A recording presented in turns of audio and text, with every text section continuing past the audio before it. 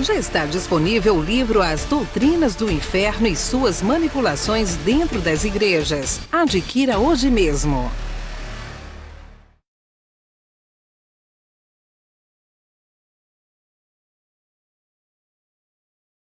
Estamos de volta, abençoados. Glória a Deus pela vida de todos vocês que têm acompanhado aí as nossas mensagens. Vamos ao tema, né? A oração que Deus ouve, ou seja, a oração eficaz em graça. Queridos, muita gente me questiona, tanto no WhatsApp como pessoas que ligam para mim, sempre me questionam: André, como eu devo orar? Então eu vejo que esse assunto é um assunto que sempre estará em alta em graça, entre todos os assuntos que nós já temos. Porque afinal, o sistema religioso mistificou a nossa mente sobre esse assunto. E aí a gente, quando chega em graça, o que faremos? Ou melhor, como faremos? Como oraremos? Porque parece que essa regra da oração, ela foi instituída pelo sistema religioso. A forma como se ora. E chega em graça é diferente, porque em graça eu tenho falado que oração, ela é por conhecimento. Então, lá no sistema religioso, parece-me também, parece-me não, eu tenho certeza, que eles não sabem orar. Tanto que vocês já ouviram uma música, que ela é bem conhecida, é uma música antiga, de uma cantora gospel famosa, que ela canta assim, olha assim: oração é alimento. Não tem um louvor, uma música que fala sobre isso? Mas como assim que oração é alimento? Deve ser porque a pessoa lá no sistema está jejuando, né? E na hora, ao invés de pensar em comida, ele pensa em oração. Deve ser isso. Mas enfim, abençoados, vamos ver nesse vídeo aí a visão do novo de Deus sobre oração e a velha visão que tínhamos também sobre oração. Então, primeiro nós precisamos definir, vamos falar aqui sobre a história da oração na Bíblia, né? Vamos ver rapidamente como era a oração no Antigo Testamento. Então, em Gênesis capítulo 4, versículo 6, se dá o primeiro registro de uma invocação a Deus. Vamos ler esse trecho, eu acho muito interessante. Gênesis capítulo 4, versículo 26 diz: E a Sete também nasceu um filho, e chamou seu nome Enos. Então se começou a invocar o nome do Senhor. Veja que em um dado momento da história, aparece o primeiro homem que invoca a Deus, que ora a Deus. E isso, abençoado, é bom notar, é importante, preste atenção no que eu vou falar, isso foi antes da lei. Então, antes da lei, o homem já invocava a Deus, o homem já orava com Deus, o homem já tinha essa necessidade de falar com Deus. E aí, nesse tempo, eu quero ressaltar que havia uma espontaneidade. Ou seja, era uma oração sem entendimento, mas de forma espontânea. Porque aqui o homem era rudimentar, mas já havia dentro dele o sentimento que havia algo superior a ele e que ele deveria ser grato por isso. Algo que comandava todas as coisas. Depois, quando chegou a Torá ao mundo, na lei de Moisés, né, foi estabelecido regras para se invocar a Deus. E dentro dessas normas, dessas regras, haviam também os excessos cometidos por todo ser humano, tá bom, pessoal? Mesmo na lei existia. Tanto que Jesus falou, né, que havia homens que ficavam orando, né, em plena praça pública, talvez para se mostrar mais do que alguém na lei ali. Então isso é muito normal, tá bom? Esses excessos cometidos pelo ser humano. Mas se você quiser saber como se dá até os dias de hoje a oração para quem está submetido à Torá, ou seja, aos judeus, é só você colocar no Google aí, oração judaica. Então tem um monte de site que vai passar para vocês aí as regras dos judeus para a oração. Até os dias de hoje ele conserva. Vamos falar dos excessos da oração que o povo daquela época cometia e, claro, desta também. Estes excessos em relação à oração têm a ver com o misticismo que todos nós trazemos em relação àquilo que Deus ainda não nos revelou. O que Deus ainda não nos revelou? Como será o dia da nossa morte e como morreremos? Talvez seja um fato que Deus não revele para as pessoas. Porque talvez se Deus revelasse isso, a gente ia andar por esse mundo moribundo, né? Ninguém ia querer saber de fazer mais nada, porque dia tal ele vai morrer. Então Deus não nos deu essa insatisfação que seria. Mas eu estou falando isso porque esse misticismo em relação à questão da morte, não para nós em graça, tá bom, abençoado? Isso criou-se muitas seitas, tá? Isso se criou até religiões em cima daquilo que o homem desconhece, daquilo que é mistério para o homem. Então a nossa mente, ela naturalmente, ela já é voltada para o misticismo. E estes excessos em relação à oração têm a ver com isso. Por isso que Jesus, uma vez, ele foi questionado uma vez ou algumas vezes sobre oração. Só ressaltando aqui que quando falamos de Jesus de Nazaré, temos que lembrar que Jesus estava na lei, estava obedecendo a Torá. Lucas capítulo 11, versículo 1 diz: E aconteceu que, estando ele a orar, num certo lugar, quando acabou, lhe disse um dos seus discípulos: Senhor, ensina-nos a orar, como também João ensinou aos seus discípulos. Então, veja, queridos, que essa dúvida, ela é bem antiga. Não é de hoje que o homem procura esse contato com Deus. E como Jesus, naquela época, era o mestre para os discípulos, para aqueles que o seguiam, então estes lá desejavam saber como orar. Aí Jesus ensinou a oração do Pai Nosso. Só que essa oração, ela foi mistificada, que até hoje no sistema se pratica a oração do Pai Nosso.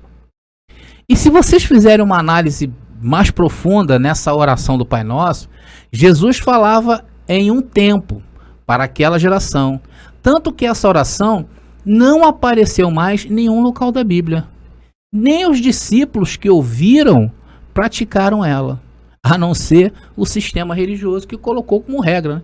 Em algumas denominações é quase que obrigatório fazer esse tipo de reza, a reza do Pai Nosso. Depois, avançando um pouquinho mais no tempo, em Atos, vemos algumas manifestações de oração, tá? Ali no tempo dos discípulos, do apóstolo Paulo. Paulo também diz da importância da oração, porém ele nos coloca, parece que ele nos coloca com uma carga bem pior do que os judeus, né? Por quê? Porque lá em 1 Tessalonicenses, capítulo 5, versículo 17, diz assim, olha, orai sem cessar. Ora, se os judeus naquela época oravam 5 vezes ao dia e como hoje também, e agora vem Paulo e diz que temos que orar o tempo todo. E o tempo todo de Paulo aí, abençoado, seria tempos eternos, porque seria sem fim. Não é isso? Mas será que Paulo estava falando aqui da oração como hoje é desenvolvida em graça? O Espírito, será que Paulo estava recebendo algo de Jesus para falar para nós nos dias de hoje? E como fazer isso o tempo todo, André? Bom, abençoados, Paulo aqui não está, vamos tirar a carga de cima do pessoal, né?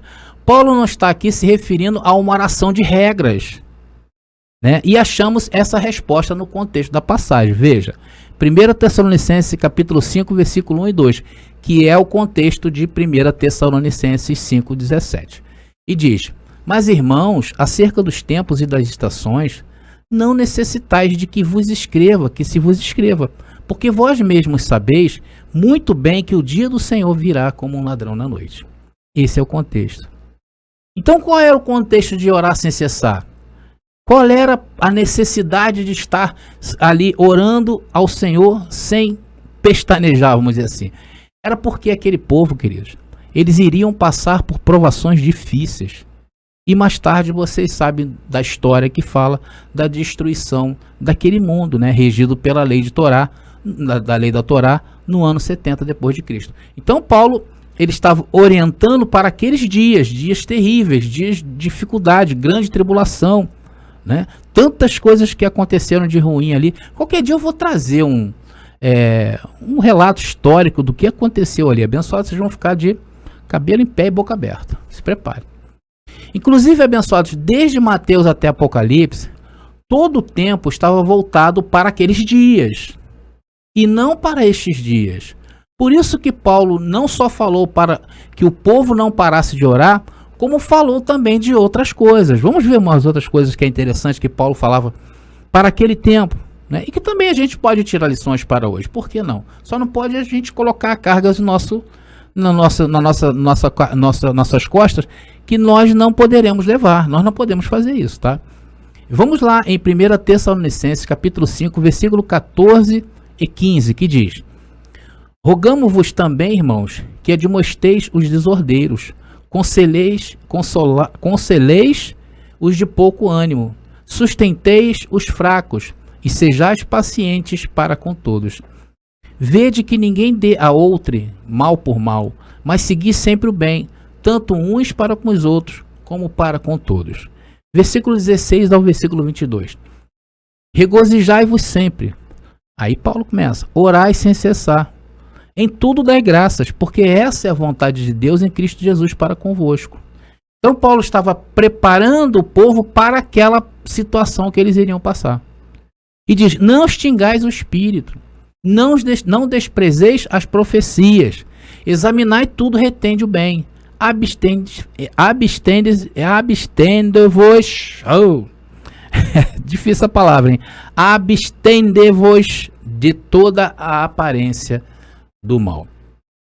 Vocês estão observando, abençoado, que tudo tem um contexto? Estão observando isso? E o contexto te acalma, meu irmão. Te acalma? A mim me acalma. Glória a Deus pelo contexto, porque o contexto, muita gente se falou muito sobre o contexto, mas ninguém trazia luz ao contexto. E quando nós lemos passagens significativas como essa, então a gente se acalma, porque há um contexto. Agora, você pode tirar coisas daí? Claro que você pode, sem colocar fardos nas suas costas. E você vai entender por que você não pode colocar fardo. Então, você pode até me questionar assim, né? Mas André, tudo bem. Então, hoje não se ora mais? Eu digo o seguinte, que não dessa maneira. Não da maneira como o sistema religioso nos ensinou. Não de forma mística. Vocês vão me entender. Aí então como fazemos para orar em graça? Abençoados, é simples, igual a Gênesis 4:6. Aí você pode falar, mas Gênesis estava antes da lei. E hoje, André, não invocamos mais o nome do Senhor, porque Ele se fez um só conosco. Não é verdade? Ninguém fala assim, Senhor, vem aqui e me consola, porque Ele já está dentro de nós. É verdade. Então, abençoados, aí nesse ponto é onde muita gente se engana. Nós não vamos realmente invocar o Senhor, porque Ele já está dentro de nós, da maneira que eles do sistema nos ensinaram. Você sabe como hoje invocamos ao Senhor? Na nossa mente. E não é também de qualquer maneira. É da maneira que a graça exige. E você sabe qual é a maneira que a graça exige, meu irmão? Ela é através do conhecimento. Não existe mais nenhuma outra atitude que você possa ter com Deus, a não ser através daquilo que Ele te ensinou. Você está entendendo? Tem um versículo que eu acho fundamental para que nós entendamos o que é o Evangelho do Reino. Veja o que Paulo disse em Romanos capítulo 12. Romanos capítulo 12, versículo 2. Eu vou começar pelo final do versículo, pela parte B do versículo, para dar mais luz a isso que eu quero falar para vocês. E diz assim, olha, para que experimenteis qual seja a boa, agradável e perfeita vontade de Deus. Então vocês vejam que nessa parte do verso, Paulo nos diz que há uma forma de experimentar qual seja a boa, agradável e perfeita vontade de Deus. E sabe como se atinge isso, abençoados? Aí eu vou para a parte A do versículo, que diz: e não sede conformados com este mundo, mas sede transformados pela renovação do vosso entendimento. Vocês estão vendo como é que é pela mente? Pelo que, Paulo? Pela renovação da mente. E como se renova a mente, Paulo? Vem aqui e nos ensina. Não sendo conformado com este mundo. Aqui entra a oração. E eu vou explicar para vocês. Agora, antes você precisa entender que aquela maneira que você pensava que se comunicava com Deus no sistema religioso, a bem da verdade você não se comunicava, você estava errado. Não há hoje como você ter comunhão com Deus a não ser por conhecimento. Por isso que falamos que os abençoados que ainda estão dados a obras da carne, nós dizemos que eles estão em condenação. Então, logo você não pode trazer aquele entendimento lá do sistema religioso para a graça. Isso não é renovar a mente, amigos. Isso é pôr a nova mentalidade que a graça nos traz e levar ela cativa àquela mente escrava que nós tínhamos. É o contrário. Muita gente chega em graça e se baseia no passado, naquilo que aprendeu, e traz essa mentalidade e quer submeter a graça a isso. Só que isso é ao contrário. Nós temos que pegar as dúvidas que surgem depois que nos foi revelado a graça e levar cativo a obediência a Cristo, para que você possa começar a caminhar em graça. Porque se cada dúvida que você tiver na tua mente, você fizer ao contrário, levar a mente que agora está livre do sistema religioso, submeter ao velho conhecimento, veja o que Cristo diz. 2 Coríntios capítulo 10, versículo 5, que é uma ordem para nós. Está lá escrito: destruindo os conselhos e toda a altivez que se levanta contra o conhecimento de Deus. O que é os conselhos e altivez que se levanta contra o conhecimento de Deus, mesmo em graça? Aquilo que a gente aprendeu no sistema religioso e que insiste em bater na nossa vida, na nossa porta. E muitas das vezes a gente dá brecha, a gente abre a porta para que aquele conhecimento antigo nos contamine hoje. Olha só, que impressionante. Então, tudo isso que aconteceu conosco no sistema religioso, o misticismo que se gerou em torno desta doutrina e de outras, né? Como nos ensinaram assim, é assim, irmão, hora de madrugada que a fila é menor. Já ouviram isso? Ora com a boca no pó, porque Deus Deus exalta os humilhados. Olha, o abençoado metia a boca no pó ali, passou a barata, passou a lacraia. E o abençoado tá lá. Tem alguns até que ajoelham em caroço de milho. Dizem que a oração de joelho, eles falam que é um ato de submissão. Abençoado, isso já foi um dia lá na lei, onde Deus aceitava o sacrifício para se obter alguma coisa. Só que hoje Deus não precisa que você dobre essa carne contaminada. Muito pelo contrário, ela é inimiga de Deus. Hoje nós dobramos a nossa mente. E olha, abençoados, dobrar a mente é muito mais difícil do que dobrar o corpo. Com o corpo é fácil, não é verdade? Até o cachorro entra na igreja porque a porta está aberta, é fácil. Vocês estão entendendo onde eu quero chegar? Lembra que Jesus de Nazaré veio mostrar, enquanto ele esteve aqui como homem? Ele veio mostrar que a essência de Deus é o amor. O amor é superior a qualquer lei. O amor é superior a qualquer pacto. O amar ao próximo é o fim de qualquer preceito, queridos. Se tu está em graça e não entende isso, lascou. Não vai aprender nada em graça. Então a oração em graça começa quando você se descontamina do que você aprendeu sobre oração no sistema religioso. Joga fora. Esqueça seus joelhos, esqueça aquela formalidade que se tem no sistema religioso. Vocês já viram como é que eles oram? É assim: Senhor, meu Deus, meu Pai, me coloco agora na tua presença de joelho, com a boca no pó, e peço isso e peço aquilo, Senhor, faz aquilo, faz isso. Abençoados, isso não é oração, isso é agoniar Deus. Porque parece oração de um filho que não conhece seu pai. Parece não, é. E nós conhecemos o nosso Pai, queridos. Sim ou não? Ele se revelou para nós e em nós. E hoje o que ele faz? Ele pega nossas veredas que estavam torta e ele conserta. Ele apluma, ele aplana. Vocês estão entendendo? Vocês estão entendendo, abençoado? Então, qual seria hoje a nossa maior necessidade? Olha, queridos, sinceramente, para nós salvos na mente, nada nos falta. Antes, quando estávamos condenados na mente, tínhamos a necessidade da salvação e tentávamos obter ela por obras. Então, esse tem que ser o ponto de partida da oração em graça. Agradecimento por já ter todas as coisas. Veja porque nós nos tratamos de abençoado, não é verdade? Parece até um jargão, né? Eu, por exemplo, tenho que até me monitorar aqui, porque eu falo muito abençoado. Então tem que me monitorar. Mas veja o que Paulo, né, Cristo revelou a Paulo em Efésios capítulo 1, versículo 3. Diz: por isso que nós nos chamamos de abençoados. Bendito o Deus e Pai de nosso Senhor Jesus Cristo, o qual vai nos abençoar, no qual Deus possa te abençoar. Que Deus te abençoe? Claro que não. Ele já nos abençoou. Olha, abençoou está no passado, hein? Com algumas bênçãos. Só a metade? Só um quarto? Só um titiquinho assim? Claro que não.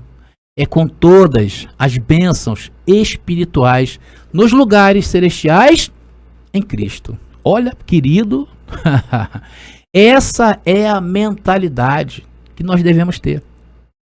E depois disso tudo, o que mais te falta, meu irmão? Nada. Nada te falta. Porque hoje você pode se curar. Abençoados, vocês sabiam que 70% das doenças que afligem o homem está na mente? Se você colocar na sua mente que você não vai conseguir, que você está doente, abençoado, não vai dar. Mas não vai dar mesmo. Até o seu corpo vai trabalhar contra você, sabia disso? Agora, quando a sua postura muda, todas as coisas vão contribuir para o seu bem. Veja, Romanos 8, 28. Abençoado, eu sempre costumo usar uma palavra que é uma verdade e depois eu falo assim: se o contrário é verdadeiro, se a verdade que eu estou falando é verdade, o contrário também é verdadeiro. Vamos a Romanos capítulo 8, versículo 28, ele diz: e sabemos que todas as coisas contribuem juntamente para o bem daqueles que amam a Deus. Tem alguém que ama a Deus aí? Daqueles que são chamados segundo o seu propósito. Olha isso, abençoado. Sabe o que é isso, queridos? É renovação da mente. E aí você entra no campo, sabe de quê? De experimentar a boa, agradável e perfeita vontade de Deus. E qual é a boa, a agradável, perfeita vontade de Deus? É que você já é um curado. Então você vai inverter a tua posição de pedinte para ser um gerador da sua própria bênção. Vou repetir. Quando você se deixa renovar pela mente, pega todas essas tralhas que nos ensinaram no sistema religioso e joga fora, isso é renovar a mente. Aí a tua mente, que é uma folha limpa, vai ser escrita debaixo da boa, da perfeita e da agradável vontade de Deus. Que é dizer para você mesmo: eu sou um curado. Nada me faz falta. Sabe aquela situação abençoada que você está passando, que você acha que não tem jeito? Já está resolvida. Sabe aquela porta que você está vendo que está fechada? Você vai começar a ver ela aberta. Você está entendendo? Vocês estão entendendo, abençoados? Aí o irmão vai me perguntar: mas André, eu posso pedir? Abençoado, eu acho que você não entendeu nada. Se você me perguntar isso, você não entendeu nada. O que você iria pedir a Deus hoje? Aí de repente o irmão vai falar: ah, eu tenho tanta coisa para pedir. Se eu falar, vai demorar um trem de tempo. Aí então tá bom. Aí Deus vai te perguntar assim: o que eu deixei de fazer por ti? O que eu não fiz por você? O que eu deixei de fazer? Abençoado. Aí Deus vai falar assim: olha, eu te tenho nas palmas da minha mão, desde o dia que você nasceu. Eu te gerei. Eu te fiz assim. Sabe esse jeito que você tem? Esse jeito estranho aí? Fui eu mesmo. Sabe os teus cabelos brancos? E esse teu jeito ranzinza de ser? Só eu para te aturar. Porque seus filhos, sua esposa, seu marido não te aguenta mais. Só eu mesmo, o Deus da tua vida, que te conduzir e nunca te deixarei. Isaías 46, versículo 4 diz: mesmo na sua velhice, quando tiverem cabelos brancos, sou eu aquele que os susterá. Eu os fiz, e eu os levarei, e eu os susterei, e eu os salvarei. Olha aí, abençoado, vocês estão vendo? Quer mais bênção que isso? Podemos aplaudir o Senhor? Abençoados, por isso que eu falo que todo aquele modelito que nos ensinaram no sistema religioso não vale mais em graça. Em graça, você tem que confessar segundo o entendimento que Deus está te dando. E dizer assim: a partir de hoje, diga assim, você tem que inverter a sua posição de pedinte para abençoador da sua própria vida. Vou repetir. Você tem que inverter a sua posição de pedinte para ser um abençoador da sua própria vida. Então, ao invés de pedir, você já vai agradecer por ter todas as coisas. Nada me falta. Ainda que você não veja, queridos. Isso é importante, porque tem gente que é igual a Tomé, só acredita vendo. Mas em graça, abençoado, nós nos jogamos nos braços de Deus. Abandonamos o pastor, abandonamos a denominação, abandonamos os velhos hábitos e costumes, abandonamos a mocidade, abandonamos o grupo de irmãos, abandonamos tudo e nos agarramos a uma voz. Pessoas com 5, 10, 15, 20, 25 anos de cristianismo, de religião, de religiosidade, ouviu uma voz e se agarrou a essa voz. Isso é fé, abençoado. Lembra de Abraão? Abençoado, Abraão nunca ouviu falar de Deus, mas quando ouviu a sua voz, reconheceu a voz do Pai. Então a graça é para os que são da fé. E andamos em obras preparadas por Deus para andarmos nela. Então, abençoado, se Deus preparou essas obras para você andar, tudo está bem. Vocês estão entendendo? Então, queridos, eu chego à seguinte conclusão nessa mensagem: que Deus não precisa do seu joelho, do nosso joelho, que Deus não precisa de um monte de pedidos de necessidade, porque Ele já sabe. Você tem que saber, abençoado, que em graça você é o maior causador de bênção que já existiu na face da terra. As bênçãos te acompanham, as bênçãos que tem que ir atrás de você. Abençoado, você é um fenômeno. Você ouviu uma voz e seguiu essa voz. Você pegou todo o tradicionalismo do sistema e jogou no lixo. E agora está crescendo em graça. Está abandonando os velhos hábitos de criança. Está começando a amadurecer um relacionamento sério com seu pai. Um relacionamento maduro. E quanto mais você se deixar descontaminar, mais puro você vai ficando na mente. É igual ouro. Mais vai conhecendo a sua posição na eternidade. Vocês estão entendendo, queridos? E aí, queridos, sabe o que vai acontecer? Dependendo do teu nível de purificação, tudo que você falar vai acontecer. Porque aquilo que sai da sua boca tem poder. E eu fico por aqui.